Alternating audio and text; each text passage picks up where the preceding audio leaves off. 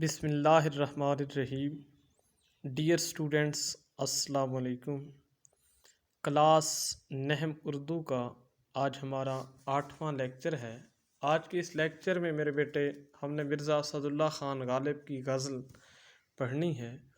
ہم نے اس سے پہلے لیکچر میں مرزا غالب کا تعارف دیکھا تھا اور ان کی غزل میں سے پہلا شعر پڑھا تھا۔ آج ہم نے دوسرا شعر پڑھنا ہے۔ میرے بیٹے آپ کا حصہ غزل میں سے 2 سوال ہوتے ہیں۔ ایک تشریح کا سوال ہوتا ہے اور دوسرا سوال آپ کی کوئی ایک آدھ سٹیٹمنٹ جو ہے وہ مختصر سوالات میں، اور کوئی ایک آدھ سٹیٹمنٹ جو ہے آپ کی MCQs میں آتی ہے، اگرچہ اس کا نمبروں میں حصہ کم ہے، لیکن آپ نے اس کو غور سے پڑھنا ہے، اس کو دیکھنا ہے، کیونکہ یہ وہ چیزیں ہوتی ہیں جو آپ کو دوسروں سے منفرد کر رہی ہوتی ہیں۔ حصہ غزل ویسے بھی ہمارے اردو ادب کی جو سب سے زیادہ پڑھی لکھی جانے والی صنف نظم ہے وہ غزل ہی ہے، اور اس میں دلچسپی بھی ہوتی ہے، اس میں جو ہے اچھے موضوعات بھی پڑھنے کو ملتے ہیں۔ پھر غالب جیسا شاعر تو اردو شاعری میں ایک کمال رکھتے ہیں، اردو شاعروں کے میں سمجھتا ہوں کہ ایک ستارے ہیں، تو بہرحال ان کی غزل دیکھیے گا میرے بیٹے۔ اس غزل کا دوسرا شعر ہے میرے بیٹے کہ ہم ہیں مشتاق اور وہ بیزار، یا الہی یہ ماجرا کیا ہے۔ میرے بیٹے پہلے مشکل الفاظ کے معنی دیکھ لیجئے۔ مشتاق چاہنے والے کو کہا جاتا ہے، بیزار ناراض کو کہا جاتا ہے، ناخوش کو کہا جاتا ہے، ماجرا میرے بیٹے قصے کو، واقعے کو کہا جاتا ہے۔ اب اس شعر کا مفہوم کیا ہوگا کہ ہم تو محبوب کو چاہنے والے ہیں، لیکن ہمارا محبوب ہم سے بیزار ہے۔ اے میرے خدا یہ معاملہ برعکس کیوں ہوا ہے۔ اب میرے بیٹے تشریح دیکھیے گا۔ میرے بیٹے اردو شاعری کی صنف غزل کی یہ روایت رہی ہے کہ اس میں عاشق کو مظلوم اور معشوق کو جو ہے بے وفا دکھایا جاتا ہے، ظالم دکھایا جاتا ہے۔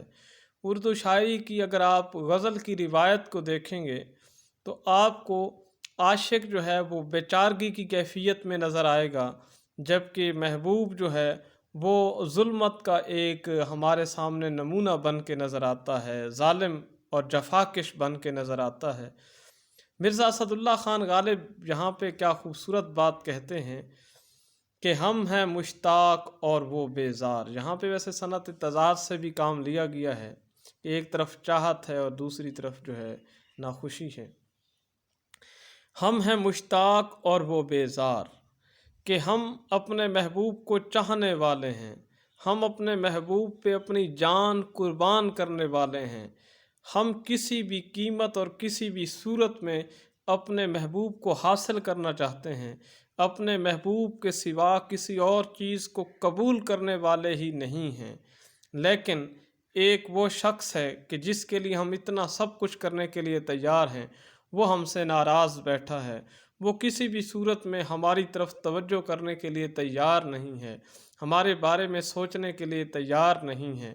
تو مرزا اسد اللہ خان غالب ایسی صورت حال میں مالک رب ذوالجلال سے جو ہے اپنی بات کرتا ہے، مخاطب ہوتا ہے کہ یا الہی یہ ماجرا کیا ہے، کہ یہ کیا قصہ ہے، یہ کیا کہانی ہے، یہ کیا واقعہ ہے کہ ایک طرف ایک شخص اتنا چاہتا ہے، دوسرا شخص اس کی چاہت کا جواب چاہت کی صورت میں دیتا، جبکہ دوسرا شخص اس کی چاہت کے برعکس اس کا جواب دے رہا ہے، اس کی محبت کے بدلے میں اسے نفرت سے جواب دے رہا ہے۔ تو میرے بیٹے یہ عشق ایک ایسی چیز ہے جس میں قدم رکھنے کے بعد انسان کو قدم قدم پہ تکلیفوں سے، مصیبتوں سے، غموں سے دوچار ہونا پڑتا ہے۔ غالب نے ہی کہا تھا کہ عشق پر زور نہیں یہ وہ آتش غالب، کہ لگائے نہ لگے اور بجھائے نہ بنے۔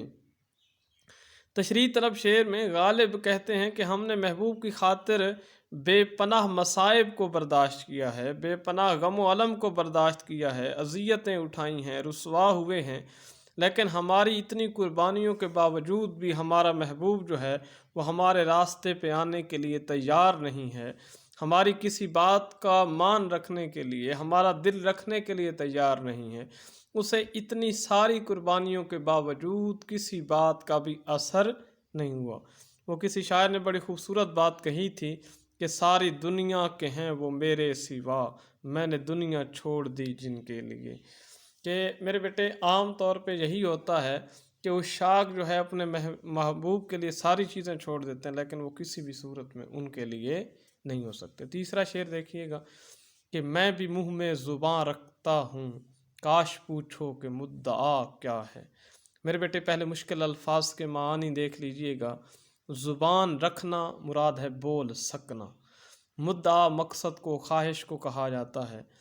काश खुदा करे, इस शेर का मफहूम क्या होगा कि काश कि मेरा महबूब मुझसे दिल की बात पूछे, मेरे पास कुव्वत गोयाई बहुत है। अब इस शेर की तशरीह देखिएगा। मैं भी मुँह में ज़ुबान रखता हूँ। मिर्ज़ा असदुल्ला ख़ान गालिब कहते हैं अल्लाह ताला ने मुझे भी कुव्वत गोयाई से नवाजा है, मैं भी बोल सकता हूँ, मैं भी बात कर सकता हूँ, और मेरा भी दिल है जिसमें चंद ख्वाहिशात हैं, जो जज्बात रखता है, और मेरी ये ख्वाहिशात और जज्बात जो हैं ये अल्फाज का रूप धार सकते हैं, और लोगों पे ज़ाहिर करने के लिए अल्लाह रब्बुल ज़ुल जलाल ने मुझे ज़ुबान दी है जिससे मैं इजहार कर सकता हूँ। लेकिन काश पूछो कि मुद्दा क्या है, लेकिन वो इस इंतज़ार में है कि काश कि कभी मेरा महबूब जो है मुझसे बात तो करता, काश कि कभी वो मेरी ख्वाहिश तो पूछता, फिर मैं उससे बयान कर देता, मैं अपने सारी ख्वाहिशात और जज्बात जो है उसके सामने रख देता, लेकिन वो तो ऐसा करने के लिए तैयार ही नहीं है। वो किसी शायर ने इस हवाले से बड़ी खूबसूरत बात कही है कि दिल में जो आस थी आस ही रह गई, ये भी क्या ज़िंदगी ज़िंदगी रह गई। कि जब दिल की आसें दिल में रह जाएं तो फिर ज़िंदगी जीने का भी कोई फ़ायदा नहीं होता। लेकिन इश्क एक ऐसी राह है जिसमें हर चीज़ कबूल करना पड़ती है, और हर सूरत हाल से जो है वो ओहदा बरा होने के लिए, हर सूरत हाल से निपटने के लिए इंसान को तैयार रहना पड़ता है। क्योंकि उर्दू शायरी का महबूब इतना संग दिल ज़ालिम और जफाकश वाक़ हुआ है कि उससे किसी भी किस्म की जफा की तवक्को रखी जा सकती है, वो कोई सी भी किस्म का जुल्म कर सकता है। ये आम अगर ज़िंदगी में देखा जाए तो इंसान इस बात पे नाराज़ हो सकता है कि किसी ने मुझसे पूछा ही नहीं है कि मेरी ख्वाहिश क्या है, लेकिन जब इश्क की मंजिल है, इश्क की मंजिल पे जो है ऐसे सवालात उठाना हक नहीं बनता। इसलिए तो किसी शायर ने कहा था कि इश्क की मंजिल पे कदम सोच के रखना, दरियाए मोहब्बत के किनारे नहीं होते। दरियाए मोहब्बत का कोई किनारा नहीं है। जब इंसान एक बार इसमें कदम रखता है, जैसे दरिया में इंसान जाता है तो उसको पानी की ताकत का मुकाबला करना पड़ता है। राह इश्क में चलने के बाद इंसान को मसाइब का, मुश्किलात का सामना करना पड़ता है, उनसे लड़ना पड़ता है, और उनको अपनी जान पे बर्दाश्त करना पड़ता है। वो हफीज़ शाहिर ने इस हवाले से बड़ी खूबसूरत बात कही थी कि आओ कुछ देर कहीं बैठ के बातें कर लें, फिर ना आएंगे ये लम्हात हमारी खातिर। वो अपने महबूब से मुखातिब होकर ये बात कहता है। लेकिन मेरे बेटे ये तो एक आशिक की ख्वाहिश हो सकती है, लेकिन उसका महबूब ऐसा करने के लिए तैयार नहीं हो सकता, और राह इश्क में ये सारी कैफियत जो हैं वो देखी जा सकती हैं। तो मेरे बेटे आज की इस क्लास में हमने ये 2 शेर पढ़े हैं, पहले भी एक शेर पढ़ा था, तो आपने इसकी तशरीह लिखनी है। अगर आपको किसी मुश्किल लफ्ज़ का मानी समझ में ना आया हो, कोई इस्तिलाह आपकी समझने से बाकी रह गई हो, या कोई और आपका सवाल ऐसा ज़हन में बनता हो, तो आपने व्हाट्सएप ग्रुप में मुझसे पूछना है। मुराद है मुझे पर्सनल सेंड कर दीजिएगा, और इन दोनों अशार की तशरीह भी मुझे आपने लिख कर सेंड करनी है। जब मेरे बेटे आप मुझे भेजेंगे तो तब मुझे भी आपकी समझ आएगी कि आया आपको लेक्चर कितनी हद तक समझ आ सका है। क्योंकि जब हम क्लास में होते हैं, आप हमारे सामने होते हैं, तो हमें पता चल रहा होता है कि कौन सा बच्चा कितनी तवज्जो से लेक्चर सुन रहा है, और फिर क्लास में हमारे सवाल जवाब भी हो जाते हैं। अब जहाँ पे ये मौका हमारे हाथ नहीं आ सकता, तो इसकी सूरत हाल ये है कि आप हमें लिख के भेजा, ताकि हम देख सकें कि आया आपको बात की समझ आई है या नहीं। तो बस सलाम, आपने मेरे बेटे इन दोनों अशार की तशरीह मुझे लाजमी सेंड करनी है।